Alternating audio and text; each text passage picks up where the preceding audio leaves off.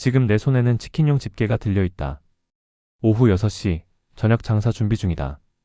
닭을 손질하고 튀김옷을 입히고 180도 기름에 넣는다. 지글지글 소리가 난다. 노릇노릇하게 익어가는 닭을 보면서 생각한다. 5년 전 내 손에는 은으로 만든 주방칼이 들려 있었다. 김정은의 식탁에 올라갈 음식을 만들던 손이었다. 프랑스 3스타 레스토랑 셰프들도 다루기 힘든 최고급 식재료를 매일 만졌다. 한 끼 식사 비용이 평양 시민 1년 월급보다 비쌌다. 그런 내가 어떻게 서울 연남동 골목에서 치킨을 튀기고 있을까? 이유는 단순하다. 살고 싶었고 사람으로 남고 싶었기 때문이다. 이야기는 2020년 7월 3일로 거슬러 올라간다. 내 인생이 완전히 뒤집힌 그날. 하지만 그날을 이해하려면 내가 어떻게 그 자리까지 올라갔는지부터 말해야 할 것 같다. 2000년 봄, 나는 평양 평천구역 구경식당 주방 옆 작은 방에서 태어났다. 고난의 행군이 막 끝날 무렵이었다.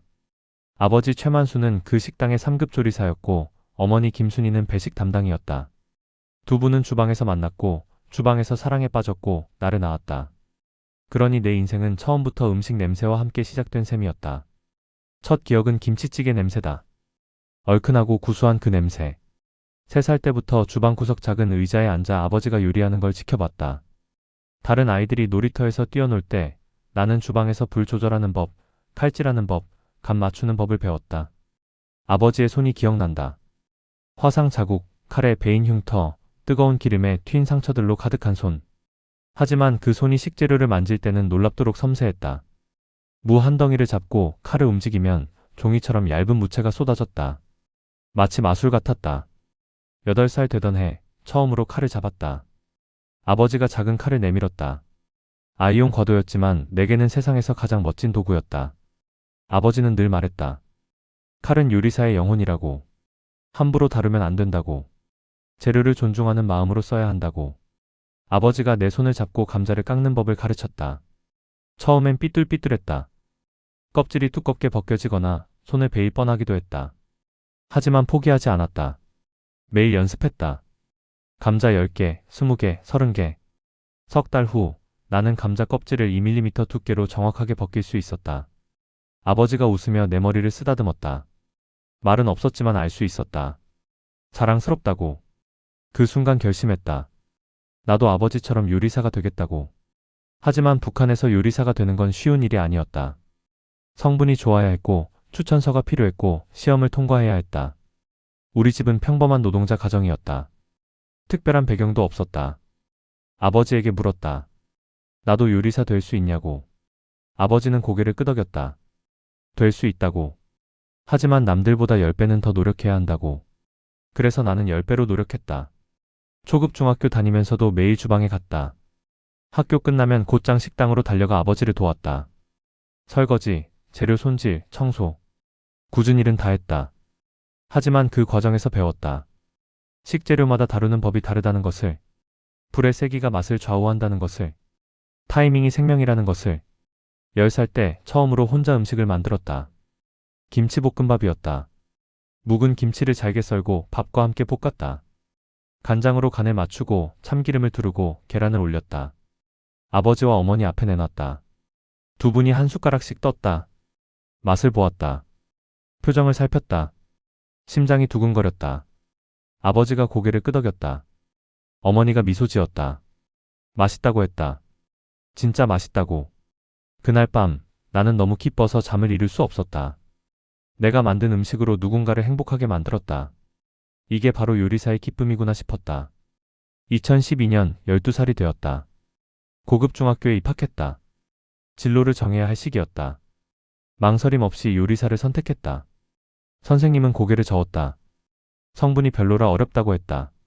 하지만 포기하지 않았다. 방과 후마다 식당에서 일했다. 주말에도 나갔다. 방학에도 쉬지 않았다. 아버지의 동료 조리사들에게도 배웠다. 중국 요리, 러시아 요리, 일본 요리. 배울 수 있는 건 다 배웠다. 14살 되던 해 평양요리전문학교 입학시험이 있었다. 전국에서 몇백 명이 지원하는데 선발 인원은 30명이었다. 경쟁률이 살인적이었다. 시험은 이틀에 걸쳐 진행됐다. 첫날은 필기시험.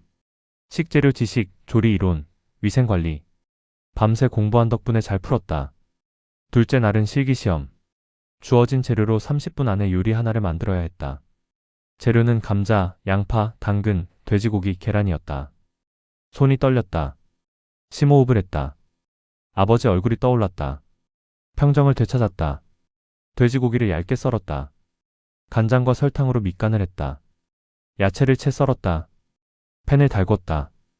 기름을 두르고 고기를 볶았다. 야채를 넣었다. 밥을 볶았다. 계란을 스크램블로 만들어 위에 얹었다. 접시에 담았다. 모양을 잡았다. 파를 송송 썰어 장식했다. 심사위원 앞에 내놨다. 3명의 노련한 조리사들이 나를 보았다. 무표정한 얼굴들이었다. 한 명이 젓가락을 들었다. 한 입 먹었다. 씹었다.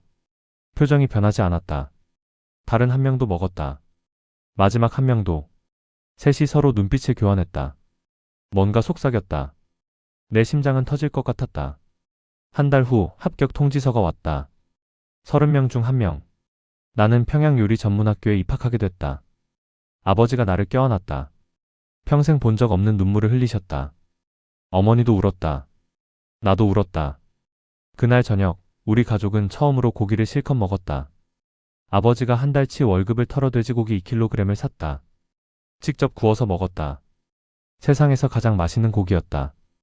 2014년 3월 평양요리전문학교에 입학했다. 학교는 평양 대동강구역에 있었다. 4층짜리 건물에 실습 주방 10개, 이론 강의실 5개, 그리고 기숙사가 있었다. 전국에서 모인 30명의 학생들. 모두 요리에 미친 사람들이었다. 첫날부터 압도당했다. 동기 중에는 평양 고려호텔 주방장 아들도 있었고 당 간부 손자도 있었다. 그들은 어렸을 때부터 최고급 식재료를 먹고 자랐다. 나처럼 구경식당 김치찌개로 자란 애들과는 출발선이 달랐다. 하지만 포기하지 않았다. 남들이 하루에 3시간 연습할 때 나는 6시간 했다. 남들이 자는 시간에 몰래 주방에 가서 칼질 연습을 했다. 첫 학기 기초 과정이었다. 칼질, 불 조절, 기본 조리법. 쉬울 거라 생각했는데 전혀 아니었다. 강사들은 엄격했다. 1mm 차이도 용납하지 않았다. 당근을 줄리엔으로 써는 수업이 있었다. 두께 2mm, 길이 5cm로 정확하게 잘라야 했다. 100개를 잘랐는데 합격한 건 12개였다. 나머지는 두껍거나 짧거나 삐뚤었다. 다시 했다. 200개, 300개, 400개. 손에 물집이 잡혔다. 터졌다. 피가 났다. 붕대를 감고 계속했다. 일주일 후 100개 중 87개가 합격했다. 강사가 처음으로 고개를 끄덕였다. 둘째 학기 본격적인 요리가 시작됐다. 한식, 중식, 양식, 일식을 배웠다. 매주 시험이 있었다. 떨어지면 퇴학이었다. 긴장의 연속이었다. 한식 시험 때 평양냉면을 만들어야 했다. 면을 직접 뽑고 육수를 끓이고 고명을 어줘야 했다. 시간은 2시간. 면을 뽑는데 실패했다. 너무 두꺼웠다. 다시 했다. 이번엔 끊어졌다. 시간이 흘렀다. 땀이 흘렀다. 세 번째 시도에서 성공했다. 하지만 시간이 10분밖에 남지 않았다. 육수를 식히고 그릇에 담고 고명을 얹었다. 마지막 1분에 완성했다. 심사위원이 먹어봤다. 표정을 살폈다. 간이 싱겁다고 했다. 육수를 더 끓였어야 했다고. 하지만 합격이라고 했다. 가까스로 살아남았다. 셋째 학기 중식을 배웠다. 마파두부, 탕수육, 짜장면. 불의 세기가 생명이었다. 조금만 약하면 타고 조금만 강하면 탔다. 중국인 강사가 있었다. 60대 노인으로 베이징에서 30년간 주방을 운영했다고 했다. 그는 무서웠다. 학생이 실수하면 국자로 머리를 때렸다. 탕수육 실습 때였다. 고기를 튀기는데 온도를 잘못 맞췄다. 겉은 타고 속은 익지 않았다. 강사가 내 작품을 보더니 쓰레기통에 던졌다. 처음부터 다시 하라고 했다. 이번엔 온도를 정확히 맞췄다. 170도. 고기를 넣었다. 노릇노릇하게 익었다. 꺼내서 소스를 뿌렸다. 강사가 먹어봤다. 고개를 끄덕였다. 합격이었다. 넷째 학기 양식을 배웠다. 스테이크, 파스타, 리조또. 가장 어려웠다. 북한에는 양식 재료가 부족했다. 치즈, 크림, 와인을 구하기 힘들었다. 하지만 배워야 했다. 고위 간부들은 양식을 좋아했다. 양식을 못하는 요리사는 출세할 수 없었다. 스테이크 굽기를 수십 번 연습했다. 미디엄 레어, 겉은 바삭하고 속은 촉촉해야 했다. 온도, 시간, 압력 모든 게 정확해야 했다. 처음엔 질겼다. 다음엔 너무 익었다. 그 다음엔 핏물이 흘렀다. 수십 번 실패했다. 마침내 완벽한 미디엄 레어를 구웠다. 강사가 칼을 넣었다. 주스가 살짝 흘렀다. 한 입 베어 물었다. 천천히 씹었다. 이제 됐다고 말했다. 처음으로 칭찬받았다. 2학년이 됐다. 더 어려워졌다.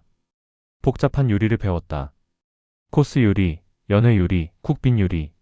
한 끼 식사가 7개 요리로 구성됐다. 타이밍을 맞춰야 했다.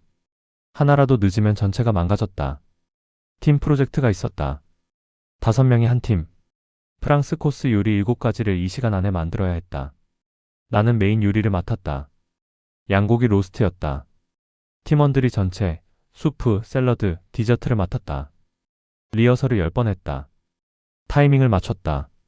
역할을 분담했다. 완벽하게 준비했다. 시험 당일 긴장됐다. 손이 떨렸다. 심호흡을 했다. 시작했다. 주방이 전쟁터가 됐다. 5명이 동시에 요리했다. 팬이 달궈지고 칼이 도마를 두드리고 물이 끓었다. 내 차례가 왔다. 양고기를 꺼냈다. 시즈닝을 했다. 팬을 달궜다. 고기를 올렸다. 지글지글 소리가 났다. 한쪽을 3분, 뒤집어서 3분. 오븐에 넣었다. 정확히 12분 후 꺼냈다. 휴지시켰다. 썰었다. 완벽한 미디엄이었다. 접시에 담고 소스를 뿌리고 허브를 올렸다. 다른 팀원들도 완성했다. 순서대로 심사위원 앞에 냈다. 전체, 수프, 샐러드, 내 메인 요리, 치즈, 디저트, 커피. 7가지 모두 시간 맞춰 나갔다. 심사위원들이 먹었다. 메모했다. 토론했다. 결과가 나왔다. 최우수 팀이었다. 우리 5명은 서로 껴안고 기뻐했다. 3학년 마지막 해였다. 졸업작품을 준비해야 했다. 각자 테마를 정하고 10가지 요리로 구성된 코스를 만들어야 했다. 나는 조선의 사계절을 테마로 정했다. 봄, 여름, 가을, 겨울. 각 계절을 대표하는 식재료로 요리를 만들었다. 봄에는 냉이와 달래로 전체를 만들었다. 여름에는 참외와 오이로 샐러드를 만들었다. 가을에는 송이버섯으로 수프를 만들었다. 겨울에는 명태로 메인 요리를 만들었다. 석 달간 준비했다. 레시피를 수정하고 재료를 구하고 연습하고 또 연습했다. 졸업작품 발표일 가족들이 왔다. 아버지, 어머니, 그리고 당 간부들과 호텔 주방장들이 심사위원으로 왔다. 떨렸다. 지금까지 준비한 모든 것이 오늘 결정됐다. 주방에 들어갔다. 재료를 꺼냈다. 칼을 잡았다. 시작했다. 3시간 동안 쉬지 않고 요리했다. 손이 자동으로 움직였다. 머리는 타이밍을 계산했다. 모든 감각이 깨어 있었다. 하나씩 완성됐다. 접시에 담았다. 나갔다. 심사위원들이 먹었다. 표정을 읽을 수 없었다. 마지막 디저트까지 나갔다. 끝났다. 결과를 기다렸다. 30분이 지났다. 1시간이 지났다. 드디어 발표가 났다. 수석이었다. 30명 중 1등이었다. 아버지가 달려와 나를 안았다. 처음으로 아버지가 우는 걸 봤다. 어머니도 울었다. 나도 울었다. 3년간의 지옥 같은 훈련이 끝났다. 이제 진짜 요리사가 됐다. 2017년 4월 졸업과 동시에 평양 고려호텔 주방에 배치됐다. 수석 졸업의 특권이었다. 보통 졸업생들은 지방식당이나 군부대 식당으로 갔다. 하지만 나는 평양 최고급 호텔 주방으로 갔다. 북한에서 가장 화려한 무대였다.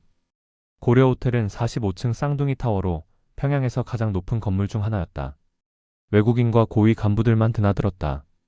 1층 레스토랑은 북한 최고급 식당이었다. 첫 출근 날 주방에 들어서는 순간 압도당했다. 스테인리스 스틸로 빛나는 조리대, 최신식 오븐과 그릴, 거대한 냉장고들. 학교 주방과는 차원이 달랐다. 주방장 박철수가 나를 봤다. 50대 중반으로 30년 경력의 베테랑이었다. 무섭기로 유명했다. 그가 나를 위아래로 훑어봤다. 어린애 같다는 표정이었다. 이력서를 보더니 고개를 끄덕였다. 수석이라는 게 마음에 든 모양이었다. 부주방장 김성호를 불렀다. 40대 남자로 역시 베테랑이었다. 그가 나를 데리고 주방을 돌았다. 각 섹션을 설명했다.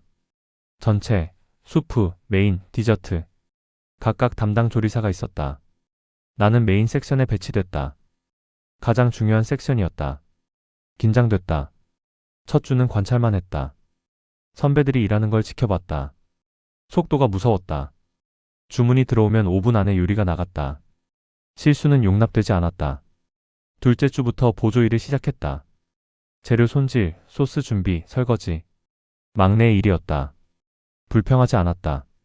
모두가 거쳐가는 과정이었다. 한 달 후 처음으로 요리를 맡았다. 간단한 스테이크였다. 손이 떨렸다. 호텔 손님 앞에 나갈 요리였다. 고기를 꺼냈다. 시즈닝을 했다. 팬을 달궜다. 올렸다. 타이밍을 맞췄다. 완성했다. 부주방장이 맛을 봤다. 고개를 끄덕였다. 나가도 좋다고 했다. 첫 요리가 나갔다. 심장이 뛰었다. 10분 후 접시가 빈 채로 돌아왔다. 다 먹었다는 뜻이었다. 가슴이 벅찼다. 석 달이 지나자 리듬이 생겼다. 주문을 받고 요리하고 내보내는 과정이 자연스러워졌다. 더 이상 떨리지 않았다. 자신감이 생겼다. 하지만 주방은 전쟁터였다. 실수하면 바로 욕을 먹었다. 느리면 갈렸다. 긴장을 놓을 수 없었다. 어느 날 큰 실수를 했다. 스테이크를 너무 익혔다. 웰던이 돼버렸다. 주문은 미디엄이었는데 부주방장이 접시를 집어던졌다. 바닥에 떨어져 깨졌다. 그가 소리쳤다. 장난하냐고. 손님이 기다리고 있다고. 당장 다시 만들라고. 황급히 다시 만들었다. 이번엔 완벽했다. 하지만 얼굴이 화끈거렸다. 창피했다. 그날 이후 더 집중했다. 실수를 반복하지 않았다. 2018년이 됐다. 입사 1년 차였다. 이제 중견이 됐다. 신입들이 들어왔고 나는 그들을 가르치는 입장이 됐다. 그해 여름 특별한 일이 있었다. 중국 고위 관료 대표단이 방문했다. 20명 규모의 연회가 잡혔다. 호텔 최고급 연회장에서였다. 주방 전체가 동원됐다. 주방장이 메뉴를 직접 짰다. 프랑스 코스 요리 10가지였다. 완벽해야 했다. 일주일 전부터 리허설을 했다. 매일 밤 연습했다. 타이밍을 맞추고 맛을 조정하고 플레이팅을 다듬었다. 연회 당일 오전부터 준비했다. 재료를 손질하고 소스를 만들고 모든 걸 완벽하게 세팅했다. 저녁 7시 손님들이 도착했다. 주방에 긴장감이 돌았다. 첫 번째 요리가 나갔다. 연어 타르타르. 둘째 요리 랍스터 비스크. 셋째 푸아그라 테리네. 내 담당은 5번째 메인 요리였다. 와규 스테이크였다. 일본에서 공수한 최고급 고기였다. 한 점에 100만 원이 넘었다. 주문이 들어왔다. 심호흡을 했다. 고기를 꺼냈다. 실온에 맞췄다. 시즈닝을 했다. 팬을 달궜다. 완벽한 온도였다. 고기를 올렸다. 지글거렸다. 양면을 구웠다. 버터를 넣었다. 바스팅을 했다. 꺼내서 휴지시켰다. 썰었다. 단면이 완벽한 핑크빛이었다. 접시에 담았다. 소스를 둘렀다. 야채를 곁들였다. 허브를 올렸다. 부주방장이 확인했다. 완벽하다고 했다. 나갔다. 10분 후 연회장 매니저가 왔다. 중국 대표 단장이 요리사를 만나고 싶다고 했다. 주방장과 나를 불렀다. 연회장으로 갔다. 대표 단장이 일어나 악수를 청했다. 통역관을 통해 말했다. 스테이크가 평생 먹어본 것 중 최고였다고. 베이징 최고급 레스토랑보다 낫다고. 고맙다고 했다. 영광이라고 했다. 주방으로 돌아왔을 때 동료들이 축하해줬다. 주방장도 처음으로 내 어깨를 두드렸다. 잘했다고. 그날 밤 처음으로 내가 진짜 요리사가 된 것 같았다.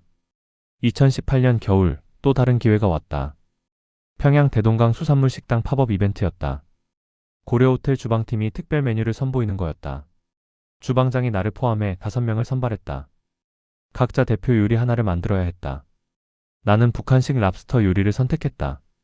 서양식 조리법에 한국 소스를 결합한 퓨전 요리였다.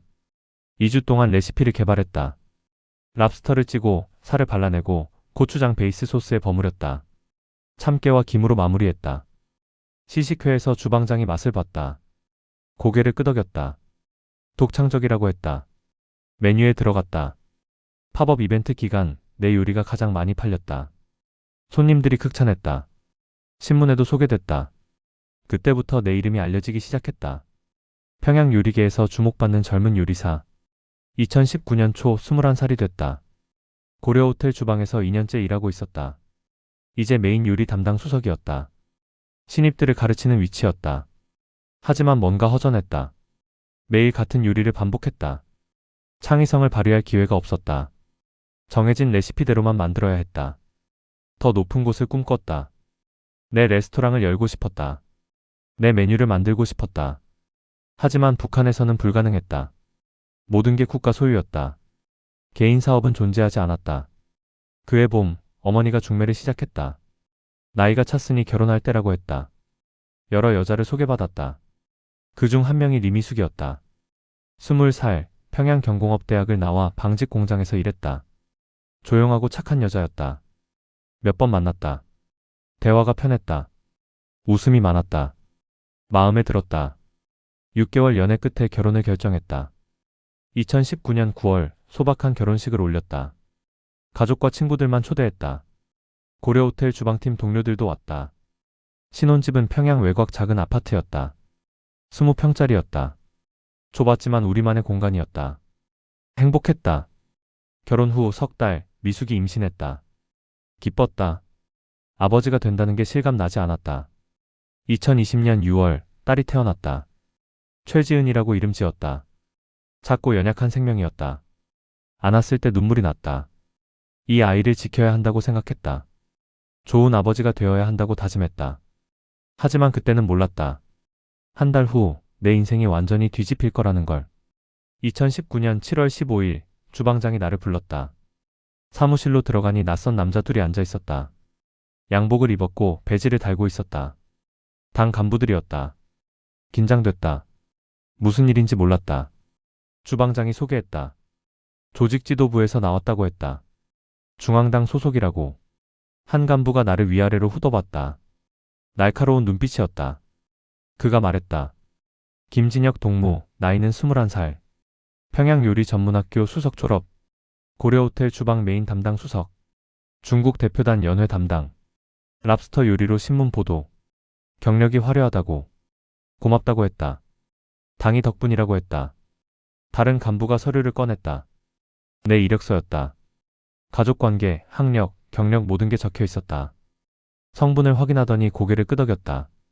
깨끗하다고 했다. 문제 없다고. 첫 번째 간부가 말했다. 최고 지도자 동지의 식탁을 담당할 요리사를 찾고 있다고. 전국에서 후보자를 물색했다고. 그중 한 명이 나라고. 심장이 멎는 줄 알았다. 김정은의 전용 요리사라니. 영광입니다. 라고 말했다. 하지만 속으로는 두려웠다. 간부가 경고했다. 이 일은 국가 기밀이라고. 가족에게도 말하면 안 된다고. 본 것, 들은 것 모두 비밀이라고. 어기면 본인은 물론 가족까지 처벌받는다고. 알겠다고 했다. 목소리가 떨렸다. 일주일 후 신원조사가 시작됐다. 보위부 요원들이 우리 집에 왔다. 부모님, 아내, 친척들까지 조사했다. 학창시절 친구들도 조사했다. 3대가 다 조사됐다. 2주가 걸렸다. 결과가 나왔다. 통과였다. 8월 1일 특별 교육이 시작됐다. 평양 외곽시설에 격리됐다. 다른 후보자 4명과 함께였다. 모두 전국 최고의 요리사들이었다. 교육 내용은 충격적이었다.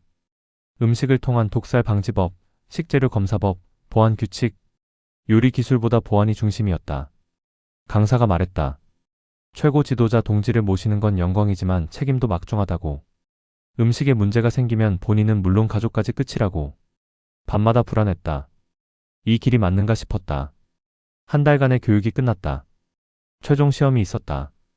각자 코스 요리를 만들어야 했다. 심사위원은 보위부 요원들이었다. 나는 한식 코스를 선택했다. 전통과 현대를 결합한 5가지 요리였다. 완벽하게 만들었다. 결과가 나왔다. 나를 포함해 2명이 선발됐다. 다른 한 명은 40대 베테랑 요리사였다. 9월 1일 정식으로 김정은 전용 주방에 배치됐다. 주방은 평양 중심부 특별 관저 내부에 있었다. 위치도 비밀이었다. 매일 전용 차량으로 출퇴근했다. 창문에 커튼이 쳐져 있어서 어디로 가는지 볼 수 없었다. 주방은 최첨단이었다. 독일제 오븐, 일본제 칼, 프랑스제 조리기구. 고려 호텔보다 몇 배는 좋았다. 주방장은 60대 노인으로 30년간 이 일을 해왔다고 했다. 그는 엄격했다. 모든 것을 통제했다. 규칙이 많았다. 식재료는 모두 검사를 거쳐야 했다. 요리 과정은 CCTV로 녹화됐다. 주방 출입은 제한됐다. 외부인은 절대 들어올 수 없었다. 첫날 오리엔테이션을 받았다. 금지 사항이 수십 가지였다. 정해진 레시피 외에는 만들 수 없었다. 새로운 메뉴는 사전 승인을 받아야 했다. 남은 음식은 모두 폐기해야 했다. 가장 충격적인 규칙은 시식이었다. 완성된 요리는 보이부 요원이 먼저 먹어봐야 했다. 30분 기다렸다가 이상 없으면 올라갔다. 독살 방지였다. 처음 며칠은 적응하기 힘들었다. 감시받는 기분이었다. CCTV, 보이부 요원, 주방장의 시선. 숨쉬기도 답답했다. 하지만 요리는 최고였다. 식재료가 상상을 초월했다. 일본산 와규, 프랑스산 송로버섯, 러시아산 캐비어, 이탈리아산 치즈. 세계 최고급 재료들이 매일 들어왔다. 처음으로 김정은의 식사를 준비한 날을 기억한다. 9월 10일이었다. 메뉴는 이태리식 저녁 코스였다. 전체, 파스타, 메인, 디저트. 내가 파스타를 담당했다. 손이 떨렸다. 이 요리를 김정은이 먹는다. 실수하면 어떻게 되는가. 하지만 집중했다. 파스타를 삶았다.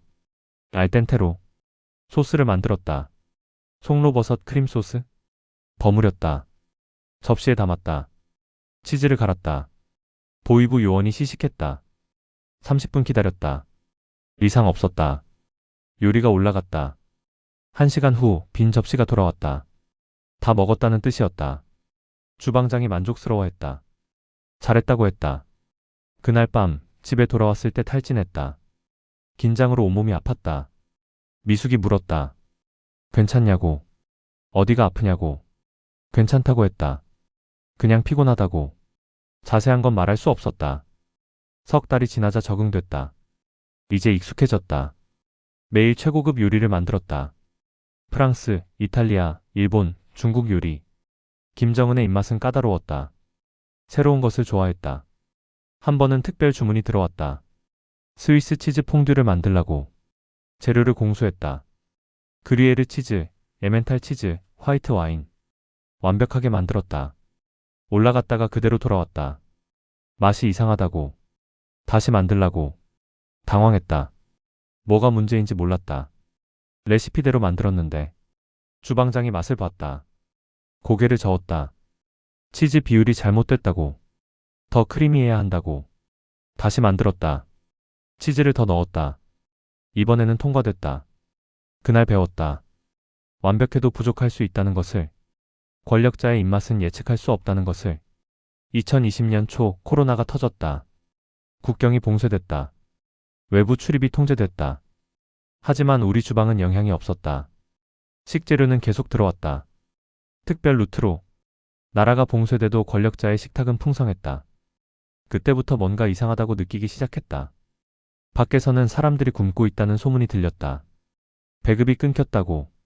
약도 없다고. 하지만 여기는 랍스터가 남아돌았다. 와규가 썩어서 버려졌다.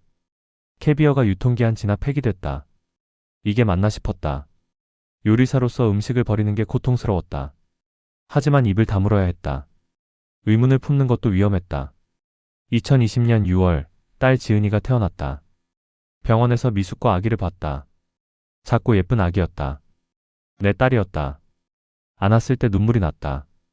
이 아이를 위해 살아야 한다고 생각했다. 하지만 동시에 걱정됐다. 이 나라에서 이 아이는 어떻게 자랄까? 자유롭게 꿈꿀 수 있을까? 그때는 몰랐다.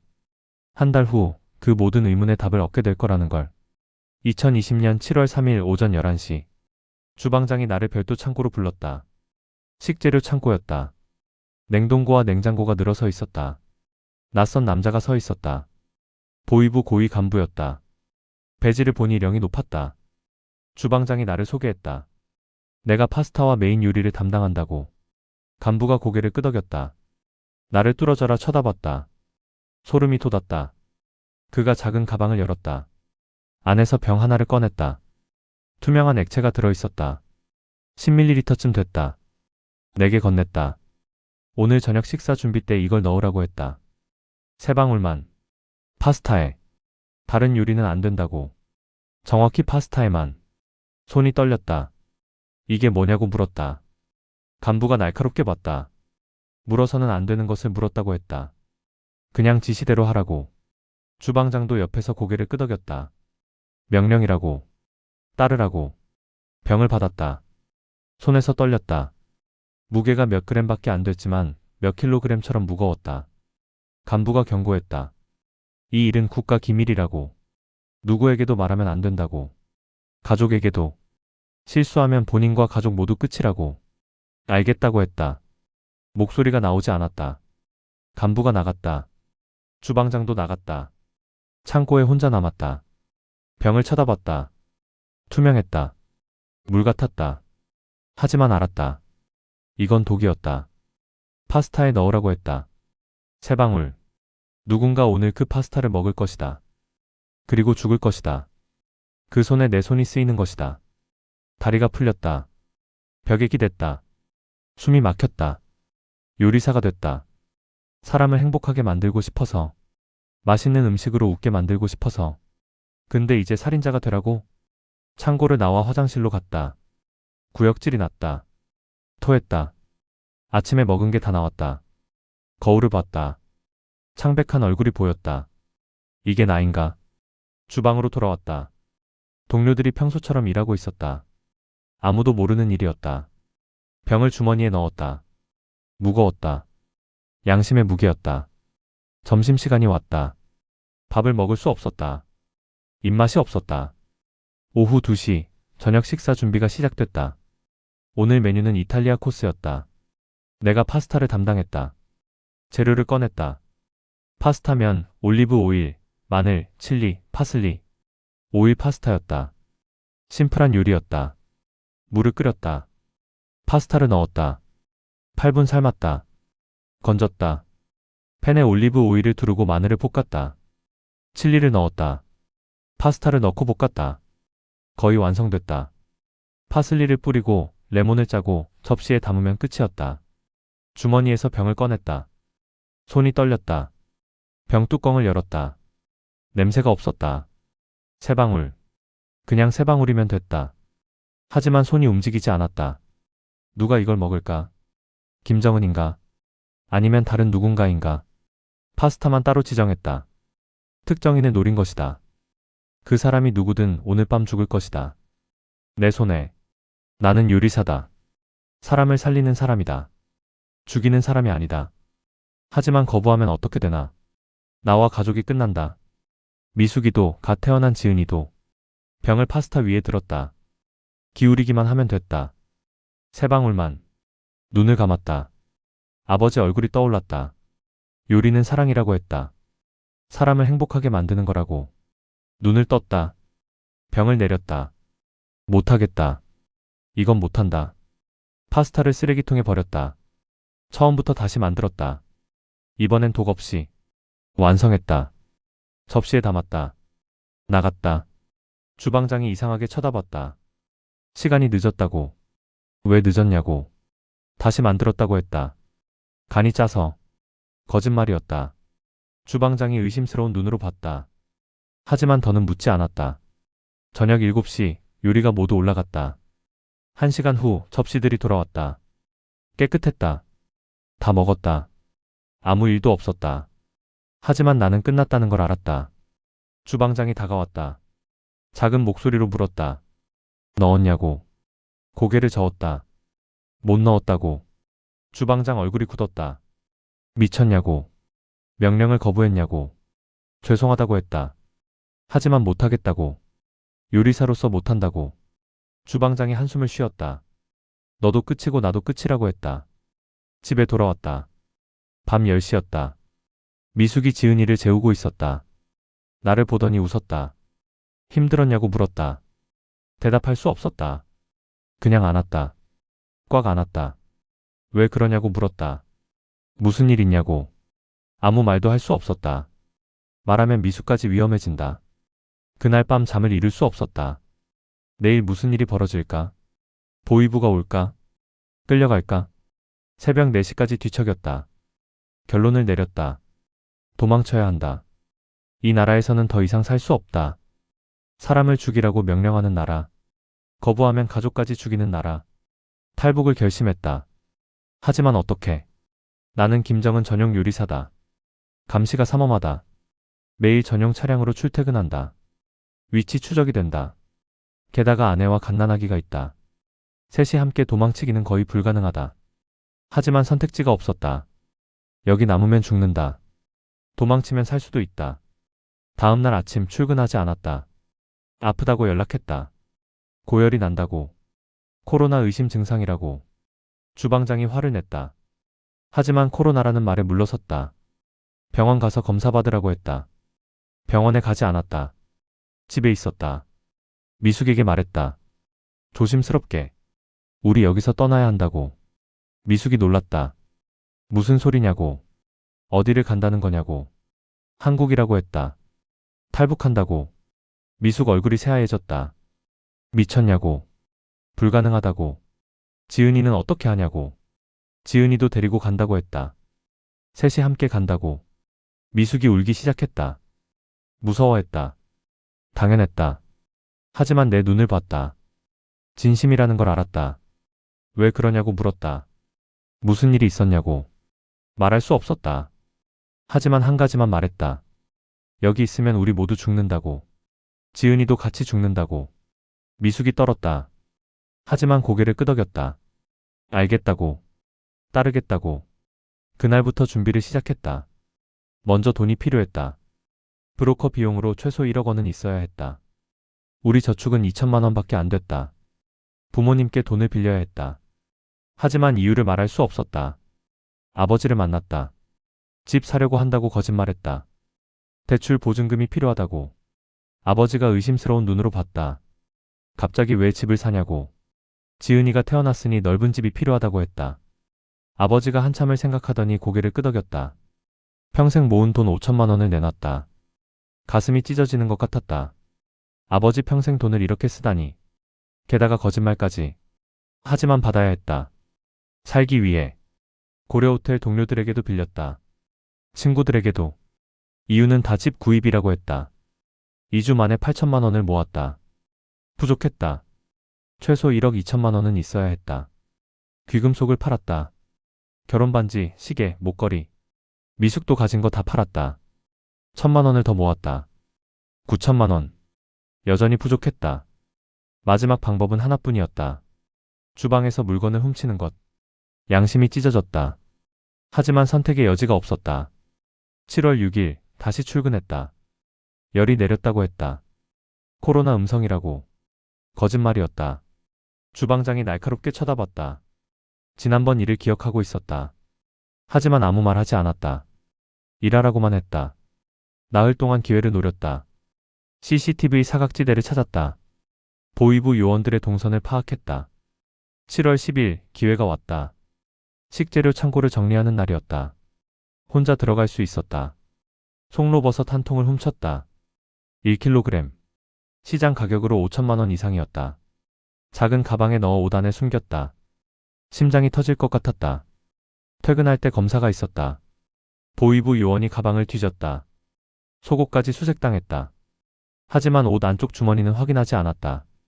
간신히 통과했다. 집에 와서 송로버섯을 꺼냈다. 손이 떨렸다. 이게 우리 생명줄이었다. 다음 날 암시장에 팔았다. 3천만 원을 받았다. 원래 가격보다 훨씬 쌌지만 급하게 팔려니 어쩔 수 없었다. 이제 1억 2천만 원이 모였다. 브로커를 찾아야 했다. 하지만 어디서 찾나. 고려호텔 시절 동료 중 한 명이 떠올랐다. 김성민. 중국 무역 일을 한다고 했었다. 국경 쪽에 연줄이 있을 거였다. 조심스럽게 연락했다. 만나자고 했다. 7월 12일 밤 대동강변에서 만났다. 사람이 없는 곳이었다. 단도직입적으로 물었다. 탈북 브로커 아냐고. 성민이 놀랐다. 미쳤냐고. 그런 위험한 말 함부로 하냐고. 하지만 내 눈을 보더니 알았다. 진심이라는 걸. 한참을 망설이더니 고개를 끄덕였다. 자기가 직접 브로커는 아니지만 연결해 줄 수 있다고. 하지만 비용이 비싸다고. 한 명당 4천만 원이라고. 3명이라고 했다. 나, 아내, 갓난아기. 성민이 한숨을 쉬었다. 아기는 위험하다고. 우는 소리 때문에 들킬 수 있다고. 성공률이 반으로 떨어진다고. 알고 있다고 했다. 하지만 두고 갈 수 없다고. 성민이 계산했다. 3명이면 1억 2천만 원이라고. 절대 깎을 수 없다고. 가방을 열었다. 돈을 보여줬다. 정확히 1억 2천만 원이었다. 성민이 놀랐다. 진짜 각오했구나 싶은 표이였다. 사흘을 기다리라고 했다. 연락하겠다고. 집에 돌아와 미숙에게 말했다. 사흘 후 떠난다고. 미숙이 떨었다. 하지만 준비하기 시작했다. 아기 옷, 분유, 기저귀. 최소한만 챙겼다. 부모님께는 말할 수 없었다. 말하면 막을 거였다. 그리고 나중에 연루될 수 있었다. 마지막으로 아버지를 만났다. 밥을 같이 먹었다. 아버지가 물었다. 요즘 힘들어 보인다고. 무슨 일 있냐고. 아니라고 했다. 그냥 일이 바빠서 그렇다고. 아버지가 내 어깨를 두드렸다. 힘내라고. 지은이 아빠가 됐으니 책임감이 생겼을 거라고. 잘하고 있다고. 눈물이 날 뻔했다. 참았다. 이게 마지막 일 거였다. 다시는 아버지를 볼 수 없을 거였다. 아버지 손을 잡았다. 감사하다고 했다. 평생 감사하다고. 아버지가 웃었다. 무슨 소리냐고. 아들이 효자라고. 그날 밤 집에 돌아와 한참을 울었다. 7월 15일 연락이 왔다. 성민이었다. 오늘 밤 11시. 평천구역 폐공장 뒤편. 검은 트럭이 기다리고 있을 거라고. 알겠다고 했다. 저녁 8시 지은이를 안았다. 아직 1달 반밖에 안 된 아기였다. 작고 여렸다. 이 아이를 데리고 국경을 넘는다. 미친 짓이었다. 하지만 다른 선택지가 없었다. 미숙이 작은 배낭을 챙겼다. 옷 몇 벌, 분유, 기저귀, 돈. 전부였다. 10시 30분 집을 나섰다. 마지막으로 집 안을 둘러봤다. 2년간 살았던 곳이었다. 추억이 있었다. 하지만 이제 떠나야 했다. 문을 잠갔다. 열쇠를 우편함에 넣었다. 집주인이 나중에 찾을 수 있게. 밤거리를 걸었다. 평양은 어두웠다. 가로등이 거의 없었다. 사람도 없었다. 폐공장에 도착했다. 11시 정각이었다. 검은 트럭이 서 있었다. 불이 꺼져 있었다. 다가갔다. 운전석 창문이 열렸다. 40대 남자였다. 성민이 보냈냐고 물었다. 고개를 끄덕였다. 돈은 있냐고 물었다. 배낭을 열어 보여줬다. 남자가 확인하더니 고개를 끄덕였다. 뒤에 타라고 했다. 짐칸이었다. 올라탔다. 좁았다. 천장이 낮았다. 미숙과 지은이가 함께 들어갔다. 다른 사람들도 있었다. 5명. 모두 탈북자들이었다. 문이 닫혔다. 어두워졌다. 갇혔다. 트럭이 출발했다. 덜컹거렸다. 지은이가 울음을 터뜨렸다. 미숙이 황급히 젖을 물렸다. 조용해졌다. 다른 사람들이 긴장한 표정으로 우리를 봤다. 아기 때문에 들킬까봐 걱정하는 눈빛이었다. 미안했다. 하지만 어쩔 수 없었다. 트럭은 달렸다. 얼마나 갔는지 몰랐다. 시간 감각이 사라졌다. 트럭 안은 숨이 막혔다. 8명이 좁은 공간에 갇혀 있었다. 공기가 탁했다. 땀 냄새가 났다. 옆에 앉은 남자가 말을 걸었다. 40대로 보였다. 이름은 리철수라고 했다. 함경남도에서 왔다고. 나도 소개했다. 최진혁. 평양에서 왔다고. 직업은 말하지 않았다. 철수가 물었다. 평양 사람이 왜 탈북하냐고. 거기서 잘 살 수 있는데. 복잡하다고만 했다. 자세히 말할 수 없었다. 다른 사람들도 소개했다. 젊은 부부, 20대 여성 혼자, 50대 부부. 모두 다른 이유로 여기 있었다. 하지만 목적은 같았다. 살기 위해. 지은이가 다시 울기 시작했다. 미숙이 달랬다. 흔들어줬다. 조용해졌다가 다시 울었다. 다른 사람들이 불안해했다. 우는 소리 때문에 들킬 수 있다고. 미안하다고 했다. 최대한 조용히 하겠다고. 트럭이 멈췄다. 심장이 철렁했다. 검문소인가? 걸린 건가? 밖에서 목소리가 들렸다. 군인 같았다. 어디 가냐고 물었다. 운전사가 대답했다. 온성으로 물건 실어 나른다고. 서류가 있다고. 한참 침묵이 흘렀다. 문을 열까봐 숨을 죽였다. 지은이가 칭얼거렸다. 미숙이 입을 막았다. 지은이가 숨쉬기 힘들어했다.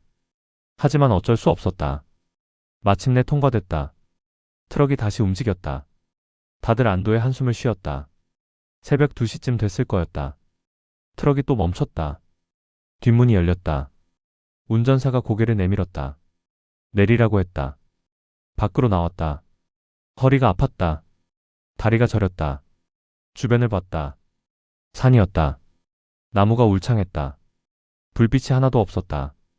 운전사가 말했다. 여기서부터 걸어야 한다고. 국경까지 2km라고. 안내인이 데려갈 거라고. 숲에서 남자 하나가 나타났다. 30대로 보였다. 얼굴이 거칠었다. 안내인이었다. 이름은 말하지 않았다. 따라오라고만 했다. 8명이 줄지어 걸었다. 나는 지은이를 안았다. 미숙이 배낭을 들었다. 산길이었다. 가팔랐다. 어두웠다. 달빛만으로 걸어야 했다. 지은이가 무거웠다. 팔이 아팠다. 하지만 내려놓을 수 없었다. 1시간을 걸었다. 숨이 찼다. 땀이 흘렀다. 안내인이 멈췄다. 저기가 국경이라고 가리켰다.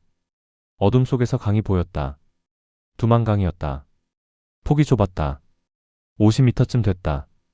물소리가 들렸다. 안내인이 설명했다. 저 강만 건너면 중국이라고. 하지만 조심해야 한다고. 보초가 있다고. 불빛 보이면 즉시 엎드려야 한다고. 다들 고개를 끄덕였다. 안내인이 순서를 정했다. 둘씩 건너라고. 간격을 두고 가라고. 첫 번째로 젊은 부부가 갔다. 조심스럽게 강으로 내려갔다. 물에 들어갔다. 천천히 건넜다. 무사히 건넜다. 저편에서 손을 흔들었다. 두 번째로 20대 여성이 갔다. 혼자였다. 떨고 있었다. 하지만 용기를 냈다. 물에 들어갔다. 건넜다. 세 번째로 50대 부부. 넷째로 철수. 이제 우리 차례였다. 안내인이 말했다. 아기가 문제라고. 울면 들킨다고. 입을 막으라고. 알겠다고 했다. 미숙과 나는 서로를 봤다. 준비됐냐고. 고개를 끄덕였다. 강으로 내려갔다. 돌이 미끄러웠다. 조심했다. 물에 발을 담갔다. 차가웠다. 7월이었지만 강물은 얼음 같았다. 지은이를 꼭 안았다. 젖지 않게. 미숙이 내 옷을 잡았다. 걸었다. 물이 무릎까지 찼다. 허리까지 찼다. 지은이가 칭얼거렸다. 추워서. 무서워서. 입을 막았다. 지은이가 숨쉬기 힘들어했다. 하지만 어쩔 수 없었다. 중간쯤 왔을 때였다. 불빛이 보였다. 왼쪽에서. 보초였다. 초소에서 서치라이트를 쏘고 있었다. 안내인이 소리쳤다. 엎드려. 물속에 엎드렸다. 얼굴까지 담갔다. 지은이도 함께. 지은이가 물을 먹었다. 기침했다.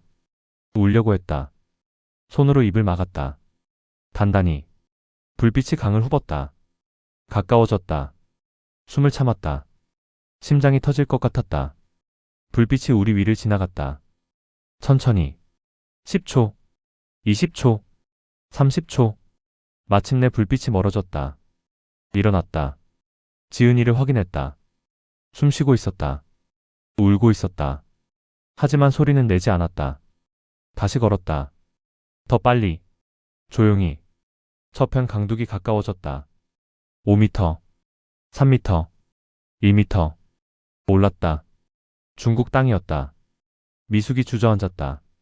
울었다. 해냈다고. 지은이를 확인했다.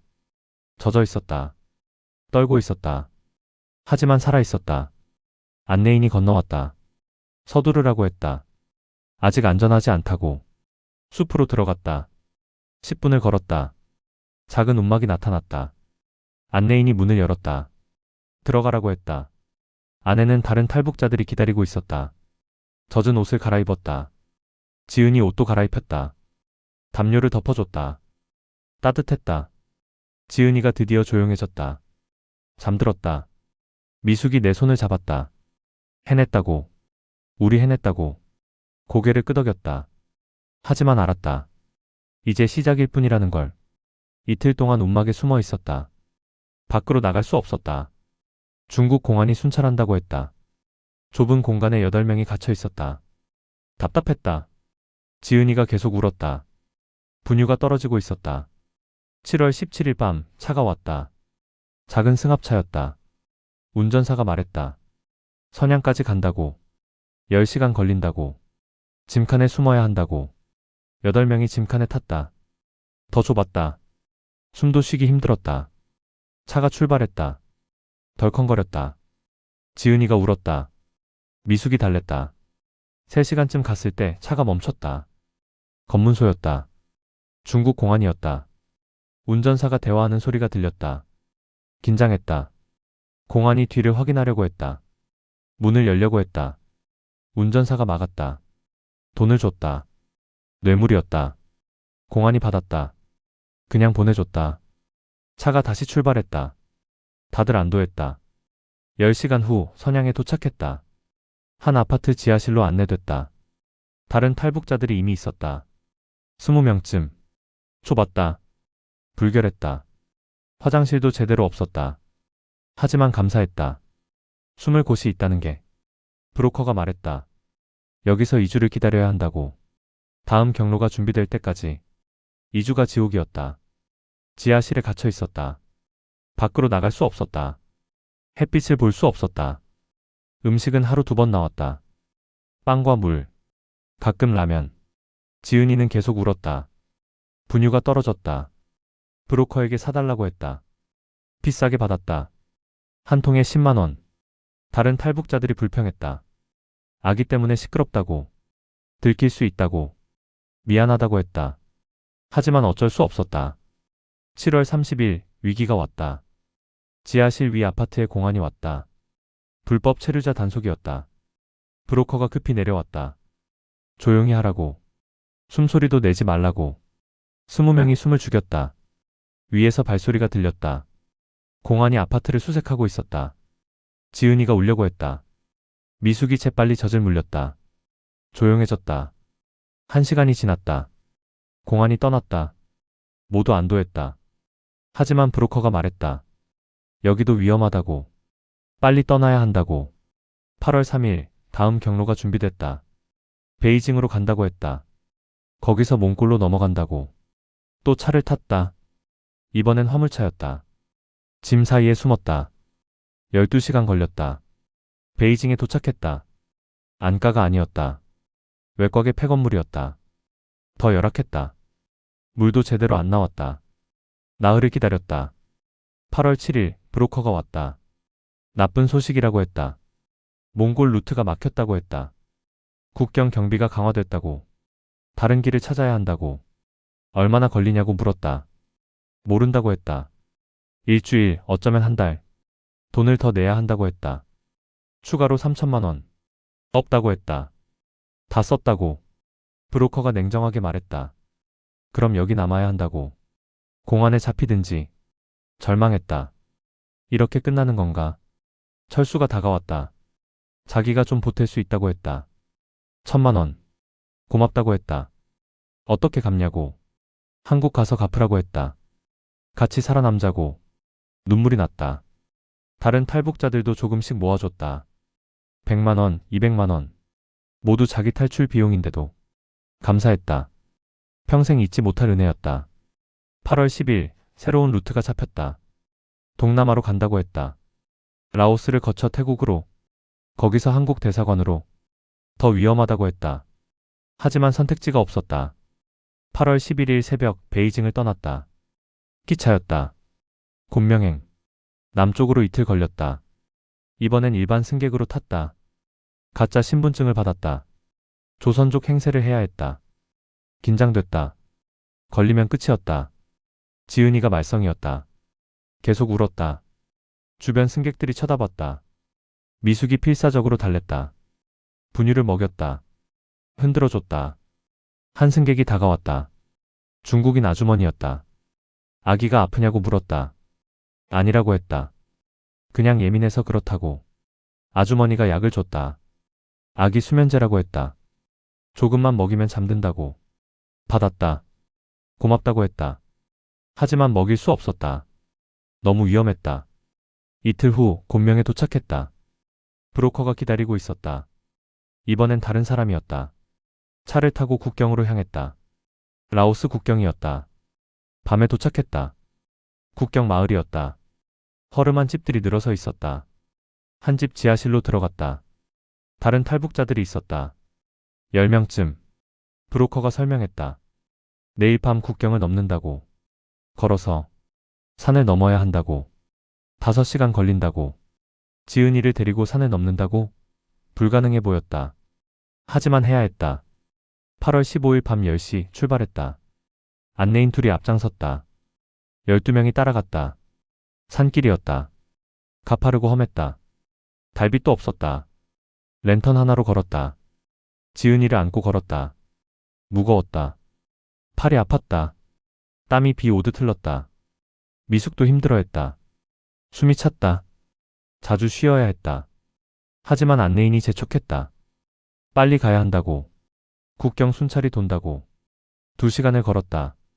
정상에 도착했다. 안내인이 가리켰다. 저 아래가 라오스라고. 내려갔다. 더 가팔랐다. 미끄러웠다. 한 사람이 넘어졌다. 발목을 삐었다. 일어나지 못했다. 안내인이 차갑게 말했다. 두고 가야 한다고. 못 걸으면 여기 남는 거라고. 그 사람이 애원했다. 제발 데려가 달라고. 철수와 내가 부축했다.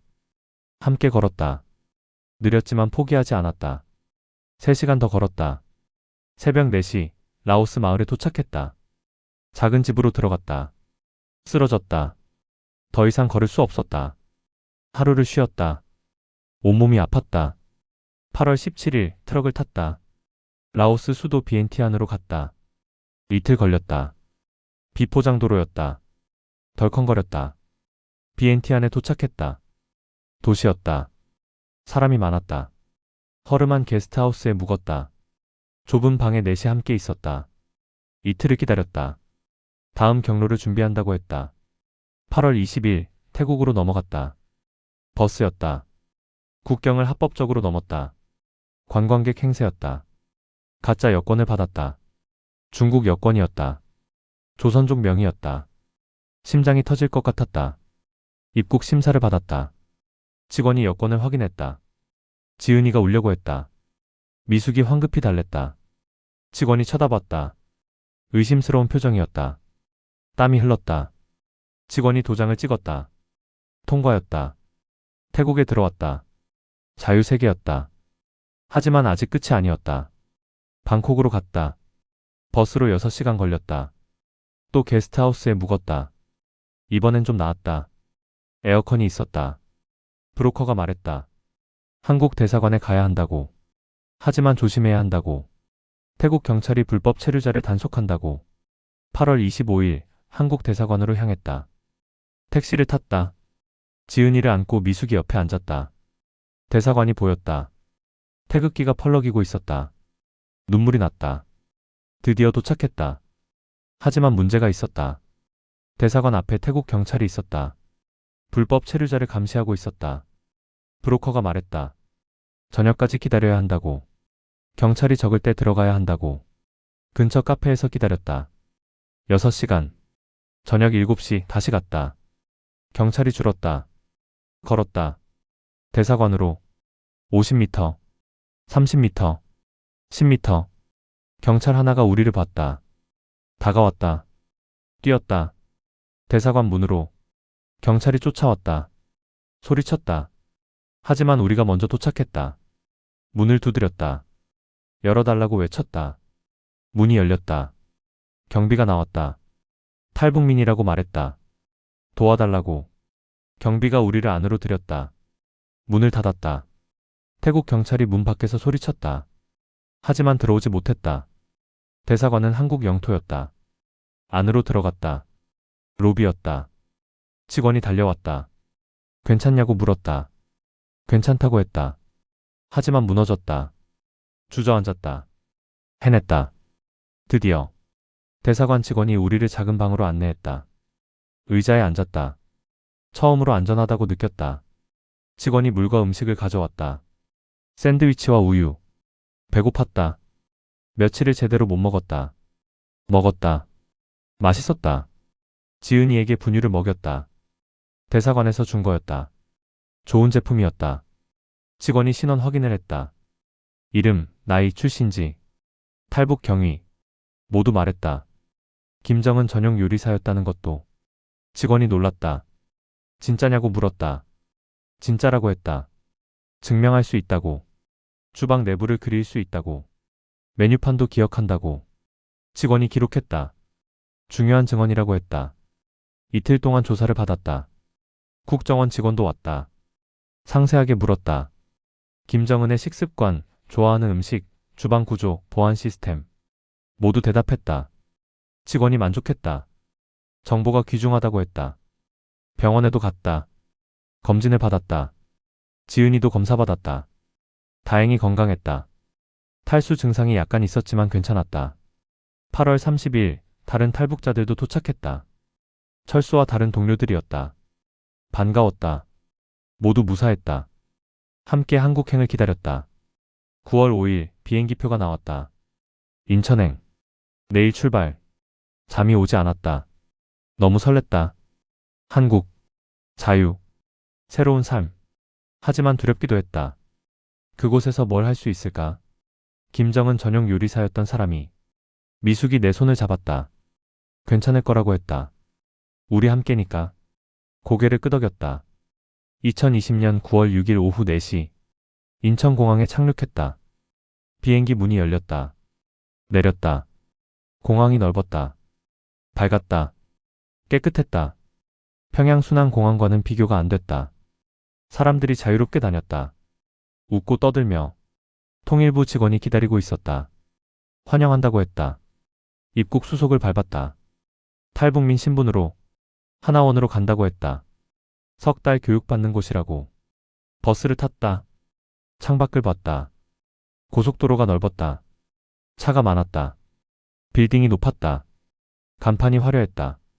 북한과 완전히 달랐다. 지은이가 창밖을 봤다. 신기한 듯. 미숙이 말했다. 여기서 지은이를 키우는 거라고. 자유롭게. 고개를 끄덕였다. 하나원에 도착했다. 경기도 안성이었다. 시설이 좋았다. 깨끗하고 따뜻했다. 방을 배정받았다. 가족실이었다. 작지만 우리만의 공간이었다. 침대에 누웠다. 부드러웠다. 2년 만에 편하게 잤다. 석 달 동안 교육받았다. 한국 사회 이해, 법률, 경제, 문화 모든 걸 배웠다. 처음엔 어려웠다. 용어가 낯설었다. 개념이 달랐다. 하지만 열심히 했다. 메모했다. 질문했다. 직업 교육도 받았다. 요리사 과정을 신청했다. 강사가 물었다. 북한에서도 요리사였냐고. 그렇다고 했다. 하지만 자세한 건 말하지 않았다. 한국 음식을 배웠다. 북한 요리와 비슷하지만 달랐다. 양념이 달랐다. 조리법이 달랐다. 재료가 풍부했다. 처음으로 치킨을 만들어 봤다. 강사가 시범을 보였다. 닭을 손질하고 튀김옷을 입히고 기름에 튀겼다. 내 차례가 왔다. 해봤다. 닭을 손질했다. 칼질이 익숙했다. 주방장 출신이었으니까. 튀김옷을 만들었다. 밀가루, 전분, 시즈닝. 비율을 맞췄다. 기름 온도를 확인했다. 170도. 완벽했다. 닭을 넣었다. 지글거렸다. 노릇하게 익었다. 꺼냈다. 완성이었다. 강사가 놀랐다. 처음인데 완벽하다고. 경력이 있냐고. 조금 있다고 했다. 강사가 말했다. 이 실력이면 식당 취업 쉽게 할 수 있다고. 고맙다고 했다. 그날 밤 생각했다. 치킨집을 해볼까? 북한에서는 김정은 밥상을 책임졌다. 수천만 원짜리 식사를. 한국에서는 서민 음식을 만들고 싶었다. 누구나 먹을 수 있는 음식을. 치킨이 좋았다. 서민적이고 대중적이고 맛있었다. 결심했다. 한국에서 치킨집을 하겠다고. 12월 하나원을 수료했다. 정착금을 받았다. 1,000만 원. 시작 자금이었다. 서울로 갔다. 집을 구했다. 마포구 작은 원룸이었다. 좁았지만 우리 집이었다. 2021년 초 일자리를 구했다. 치킨 프랜차이즈 매장이었다. 알바로 시작했다. 시급 9,000원. 하루 8시간 일했다. 힘들었다. 하지만 배웠다. 주문 받는 법, 서비스하는 법, 장사하는 법. 1년을 일했다. 돈을 모았다. 2022년 지은이가 두 돌이 됐다. 걷기 시작했다. 말도 하기 시작했다. 아빠, 엄마. 그 소리가 세상에서 가장 아름다웠다. 미숙도 일을 시작했다. 식당에서 서빙 알바를 둘이 벌었다. 악착같이 모았다. 2023년 드디어 목돈이 모였다. 3천만 원. 작은 가게를 알아봤다. 연남동에 20평짜리 매물이 나왔다. 월세 200만 원. 비쌌다. 하지만 위치가 좋았다. 젊은 사람들이 많이 다니는 곳이었다. 계약했다. 보증금 1,000만 원, 인테리어 1,000만 원, 장비 1,000만 원. 딱 3천만 원이 들어갔다. 직접 인테리어를 했다. 미숙이 도와줬다. 벽을 칠하고 테이블을 놓고 주방을 꾸몄다. 한 달이 걸렸다. 2023년 4월 드디어 개업했다.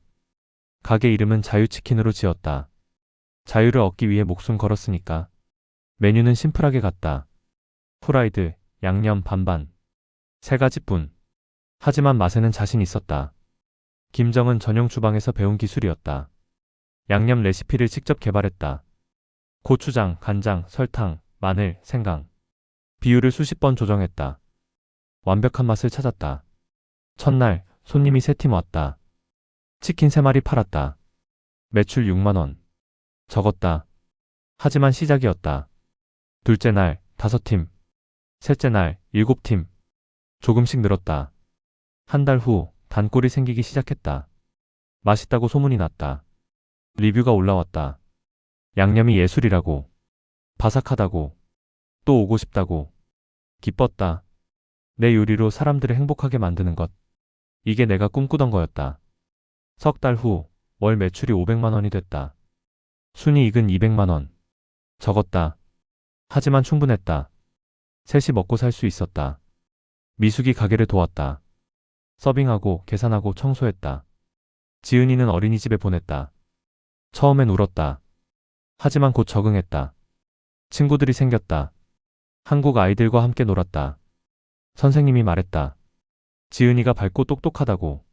노래를 잘 부른다고. 자랑스러웠다. 2024년 장사가 안정됐다. 월 매출 800만 원. 순이익 300만 원. 더 벌고 싶었다. 배달 앱에 등록했다. 배달 주문이 들어오기 시작했다. 더 바빠졌다. 하지만 수입이 늘었다. 직원도 뽑았다. 대학생 알바 1명. 저녁 시간에 도와줬다. 가게가 굴러갔다. 2025년 지금에 이르렀다. 매일 아침 6시에 일어난다. 시장에 가서 닭을 산다. 싱싱한 걸로 고른다. 가게로 와서 손질한다. 양념을 만든다. 오전 11시 문을 연다. 손님이 온다. 주문을 받는다. 치킨을 튀긴다. 내놓는다. 손님이 먹는다. 맛있다고 한다. 웃는다. 그 모습을 보면 뿌듯하다. 저녁 10시 문을 닫는다. 설거지를 한다. 청소를 한다. 집에 간다. 지은이가 기다린다. 아빠하고 달려온다. 안아준다. 무거워졌다. 5살이 됐다. 밥을 먹는다. 미숙이 만든 저녁을. 소박하지만 따뜻하다. TV를 본다. 뉴스가 나온다. 북한 소식도 나온다. 가끔 생각한다. 북에 남겨둔 부모님. 보고 싶다. 하지만 볼 수 없다. 나 때문에 고생하고 계실까? 조사받고 감시받고. 미안하다. 하지만 후회하지 않는다. 이 선택을. 나는 이제 자유롭다. 미숙도 지은이도.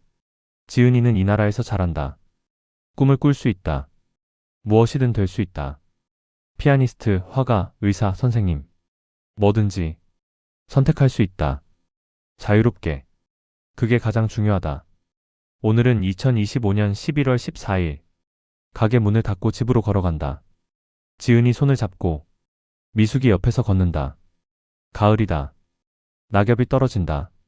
선선한 바람이 분다. 지은이가 말한다. 아빠, 오늘 유치원에서 그림 그렸어요. 무슨 그림이냐고 묻는다. 우리 가족이요. 아빠랑 엄마랑 나랑. 치킨집 앞에서. 보여줄래?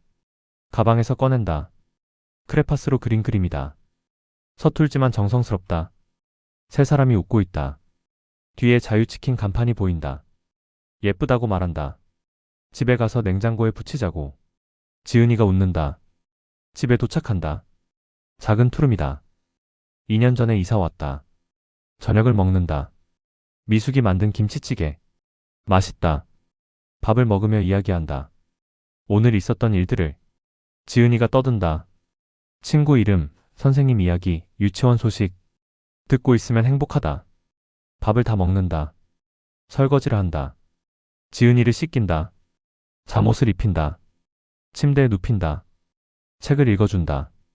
공주 이야기. 지은이가 좋아하는 책이다. 읽다가 본다. 지은이가 잠들었다. 조용히 나온다. 불을 끈다. 거실로 온다. 미숙이 소파에 앉아있다. 옆에 앉는다. 미숙이 말한다.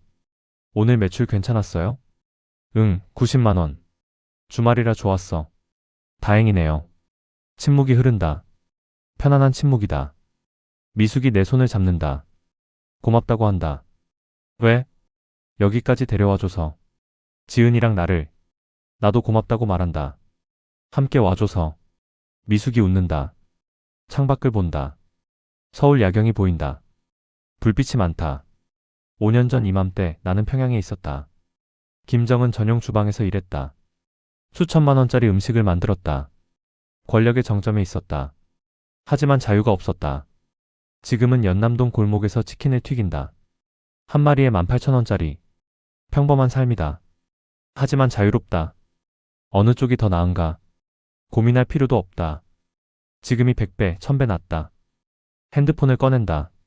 사진첩을 연다. 지은이 사진들이 가득하다. 100일, 돌, 2돌, 3돌, 4돌. 자라는 모습이 보인다. 이 아이는 자유 속에서 자란다. 억압 없이, 감시 없이, 무엇이든 될 수 있다. 꿈꿀 수 있다. 그게 가장 중요하다. 북한에 남겨둔 부모님 생각이 난다. 아버지는 지금 70이 넘으셨을 것이다. 어머니도 건강하실까? 고생하고 계실까? 보고 싶다. 하지만 볼 수 없다. 어쩌면 평생.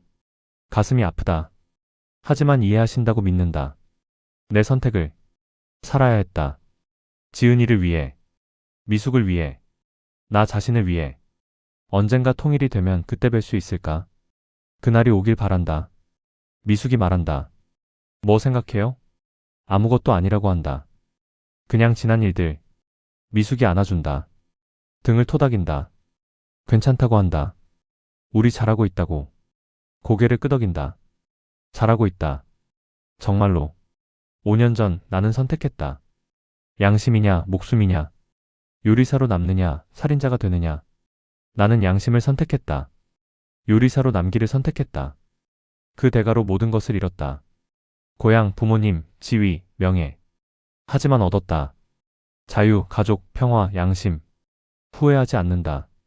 절대로. 다음날 아침 6시에 일어난다. 시장에 간다. 닭을 고른다. 신선한 것으로. 가게로 온다. 문을 연다. 주방에 선다. 칼을 든다. 한때 이 손은 김정은의 밥상을 책임졌다. 지금 이 손은 서민의 치킨을 만든다. 어느 쪽이 더 가치 있는가? 당연히 후자다. 권력자 한 명의 입맛보다 100명의 서민을 행복하게 만드는 게 낫다. 요리는 사랑이다. 아버지가 말씀하셨다. 이제야 안다. 그 의미를. 사랑은 억지로 하는 게 아니다. 명령받아 하는 게 아니다. 자발적으로, 자유롭게, 진심으로 하는 것이다. 지금 내가 만드는 치킨이 그렇다. 손님이 온다. 주문한다. 후라이드 하나요? 알겠습니다. 닭을 손질한다. 튀김옷을 입힌다. 기름에 넣는다. 지글거린다. 익어간다. 노릇노릇해진다. 완벽하다. 꺼낸다. 접시에 담는다. 내놓는다. 손님이 먹는다. 한 입 베어 문다. 맛있다고 한다. 웃는다. 나도 웃는다. 이게 요리사의 행복이다. 이게 자유의 맛이다. 최진혁 씨는 현재 서울 마포구 연남동에서 자유치킨을 운영하고 있습니다. 27살. 아내 리미숙 씨와 딸 최지은 양과 함께 살고 있습니다. 가게는 작지만 단골이 많습니다. 월 매출 800만 원, 순이익 300만 원. 화려하지 않습니다. 하지만 정직합니다. 한때 그는 김정은 전용 요리사였습니다. 북한 최고 권력의 중심에 있었습니다. 하지만 2020년 7월 3일 독살 명령을 받은 날 그는 선택했습니다. 살인자가 되느냐, 요리사로 남느냐. 그는 요리사를 선택했습니다. 그 대가로 모든 것을 잃었습니다. 하지만 더 소중한 것을 얻었습니다. 양심과 자유. 5년이 지난 지금 그는 말합니다. 저는 후회하지 않습니다. 다시 선택해도 같은 길을 갈 것입니다. 권력자의 밥상보다 서민의 치킨이 더 가치 있습니다. 억압 속의 부귀보다 자유 속의 평범이 더 아름답습니다. 요리는 사랑입니다. 사람을 행복하게 만드는 것입니다. 북한에서 저는 그 일을 할 수 없었습니다. 한국에서는 할 수 있습니다. 매일 제 치킨을 먹고 웃는 손님들을 봅니다. 그게 저를 살게 합니다.